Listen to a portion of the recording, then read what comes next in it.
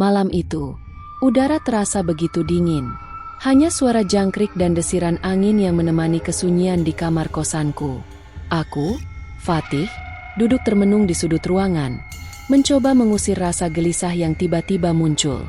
Baru saja aku memejamkan mata, sebuah mimpi aneh datang menghampiri.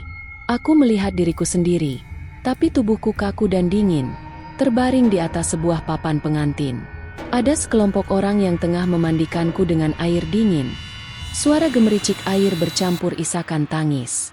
Aku terbangun dengan jantung berdebar kencang. Napas tercekat. Tubuhku basah oleh keringat dingin. Ini cuma mimpi, kataku dalam hati. Namun, sesuatu di dalam dadaku terasa berbeda. Di kampus, teman-temanku, Kiara, Ajeng, dan Dani, selalu membicarakan hal-hal ringan. Tapi aku mulai merasa jauh. Seminggu terakhir, aku sering merasa letih, walau tidak melakukan apa-apa. Aku sering melewatkan sholat, bahkan kadang melewatkan zikir kecil. Fatih, kamu kenapa? Mukamu pucat banget. Tanya Kiara saat kami nongkrong di warung kopi kampus. Aku hanya tersenyum tipis, mencoba menyembunyikan kegelisahan yang semakin dalam. Kosanku terletak di sebuah gang kecil di pinggiran kota. Warga bilang tempat itu angker. Banyak cerita mistis beredar. Aku tidak terlalu peduli. Sampai malam itu, aku melihat sosok bayangan hitam berdiri di ujung gang, menatapku tanpa berkedip. Sejak saat itu, mimpi itu datang berulang. Aku dimandikan seperti jenazah. Airnya sangat dingin, sampai menggigil seluruh tubuhku. Aku mulai merasa takut, tapi juga bingung. Apa maksud mimpi itu? Aku tidak tahu apa yang akan terjadi. Tapi satu hal yang pasti, malam itu adalah awal dari sesuatu yang tak bisa aku hindari. Sejak mimpi itu datang, aku, Fatih, merasa hidupku mulai berbeda. Rasanya seperti ada beban tak terlihat yang mengikuti setiap langkahku. Teman-teman kosku, Kiara dan Ajeng, sering mengingatkanku untuk jaga kesehatan dan jangan terlalu stres.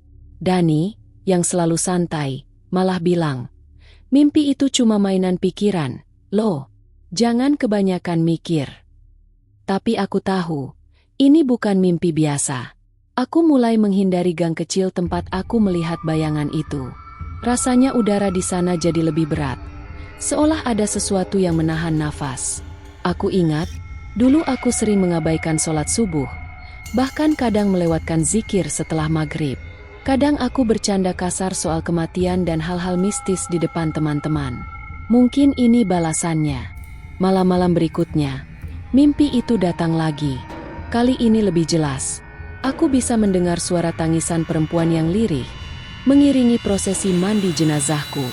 Airnya tidak hanya dingin, tapi seperti membekukan jiwa. Aku mencoba bangun, tapi tubuhku tetap terbaring, tak berdaya. Perasaan takut dan sesak semakin menusuk dada. Di hari berikutnya, tubuhku mulai merasakan perubahan. Kepala terasa berat, tengkuk kaku, dan suhu tubuh naik drastis. Aku jatuh sakit, namun dokter di puskesmas bilang ini bukan penyakit biasa. Apa yang terjadi sama aku? Pikirku dalam hati. Teman-teman mulai khawatir. Kiara sering mengiriku pesan. Ajeng membawakanku sup hangat. Sementara Dani berusaha mencari cara menghiburku. Namun, dalam diam, aku tahu ada sesuatu yang jauh lebih serius dari sekadar flu biasa. Sesuatu yang datang dari mimpi itu. Sesuatu yang tidak bisa kujelaskan. Hari-hari setelah mimpi itu berlalu, aku, Fatih, semakin lemah.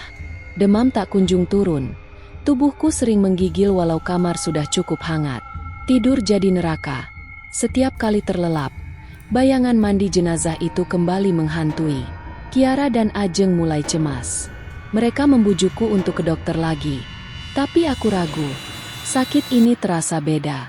Aku merasa seperti ada sesuatu yang menindih dadaku. Sulit bernapas saat malam tiba. Suatu malam, aku bermimpi aneh. Aku berdiri di sebuah halaman kuburan yang basah oleh hujan deras. Di depan pusara, seorang wanita berselimut kain putih memandikanku dengan air dingin membekukan. Tangisan wanita itu menggema di telingaku, membuat darahku berdesir. Aku berusaha lari, Tapi tubuhku terbelenggu. Ini peringatan, Fatih. Suara lirih terdengar seperti berasal dari balik tanah. Pagi itu aku mengigau keras. Dani yang kebetulan lewat, langsung membangunkanku. Fatih, kamu kenapa? Suaramu bikin merinding, katanya sambil panik. Aku tak sanggup menjawab. Hanya rasa sakit dan ketakutan yang memenuhi pikiranku. Aku merasa seolah tubuh ini bukan milikku lagi.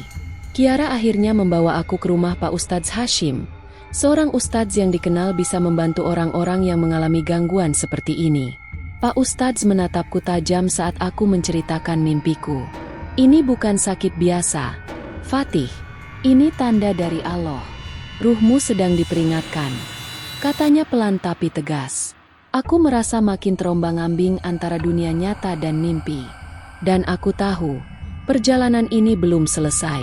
Setelah pertemuan dengan Pak Ustadz Hashim, aku mulai merasakan ada perubahan. Tapi bukan perubahan yang aku harapkan. Tubuhku masih lemah. Bahkan semakin sering terasa seperti tertindih sesuatu yang tak terlihat saat tidur. Pak Ustadz datang ke kosanku bersama seorang santri. Mereka membawa Al-Quran, air zam-zam, dan beberapa minyak wangi ruqyah. Fatih, dengarkan baik-baik. Sakitmu ini bukan hanya fisik, tapi gangguan ruhani. Ada sesuatu yang tidak rida denganmu, ujar Pak Ustadz serius. Aku mengangguk, meski hatiku penuh ketakutan. Ruqyah dimulai dengan lantunan ayat suci yang memenuhi ruangan. Aku berusaha fokus, tapi rasa dingin menusuk tulang. Tiba-tiba aku muntah sesuatu yang berwarna gelap dan bau tak sedap. Ini tanda, Fatih. Ada kotoran ruhani yang harus dibersihkan, kata Pak Ustadz dengan suara lembut. Kiara dan Ajeng duduk di sudut ruangan, menatapku dengan penuh harap dan cemas. Dani terus memegang tanganku, memberikan semangat walau matanya merah karena kelelahan. Setelah ruqyah selesai, aku merasa lelah luar biasa. Tapi, entah kenapa aku juga merasa sedikit lega. Ini baru permulaan. Fatih, kamu harus berubah dan berdoa lebih banyak. Jangan ulangi kesalahan yang pernah kamu buat, pesan Pak Ustadz sebelum pergi. Malam itu, aku menatap langit gelap dari jendela kamar kos. Bayangan mandi jenazah itu masih membekas. Aku tahu, aku harus bertahan. Malam itu, aku merasa semakin terjerat dalam mimpi yang mengerikan. Tubuhku terasa sangat lemah, namun pikiranku seperti terus dipaksa terjaga dalam dunia yang kelam. Aku kembali bermimpi berada di ruang pemandian jenazah. Air dingin membasuh seluruh tubuhku, tetapi kali ini ada sesuatu yang berbeda. Sosok hitam besar berdiri di sudut ruangan. Matanya menyala merah seperti bara api. Suara tangisan berubah menjadi jeritan yang menusuk telinga. Kenapa kau melanggar janji? Suara itu mengaum, bergema hingga membuat jiwaku gemetar. Aku berusaha melawan, mencoba bangkit, tapi tubuhku tak mampu bergerak. Rasa takut yang teramat sangat membuat napasku sesak. Esok paginya, aku hampir pingsan. Dani dan Kiara membawaku ke rumah sakit. Tubuhku panas tinggi dan detak jantungku tidak beraturan. Dokter hanya bisa bilang aku mengalami stres berat. Tapi aku tahu ada sesuatu yang lebih dalam. Malam berikutnya, aku bertekad untuk melawan. Aku berdoa sekuat tenaga, memohon perlindungan Allah. Suara itu datang lagi. Tapi kali ini aku mencoba membalas. Aku mohon ampun, berikan aku kesempatan untuk memperbaiki diri. Sosok itu mendekat, tapi wajahnya mulai berubah, tidak lagi menakutkan. Ini peringatan terakhir. Fatih, ubah jalanmu atau hadapi akibatnya. Keesokan harinya, aku merasa ada sesuatu yang hilang dari tubuhku. Namun, ada kekuatan baru yang mulai tumbuh di dalam diriku. Aku tahu perjuanganku belum selesai, tapi aku siap menghadapi apapun. Setelah peringatan dari sosok itu, aku tahu ini bukan sekadar mimpi biasa. Aku harus benar-benar berubah. Kiara dan Ajeng semakin sering mendampingi, membantu mengingatkanku untuk rajin beribadah. Dani juga tak pernah lepas dari sisiku, memberiku semangat agar tidak menyerah. Malam-malam berikutnya, bayangan hitam itu datang lagi. Tapi aku sudah lebih kuat. Aku berdoa dan berzikir, memohon perlindungan Allah dengan sepenuh hati. Tiap kali sosok itu mendekat, aku menatapnya dengan tegas dan berkata, "Aku tidak takut lagi. Aku ingin berubah." Sedikit demi sedikit, rasa dingin di tubuhku menghilang. Kesehatanku mulai membaik. Namun, aku tahu ini bukan akhir, melainkan awal dari perjalanan baru.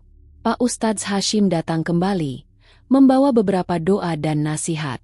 "Ini ujian, Fatih.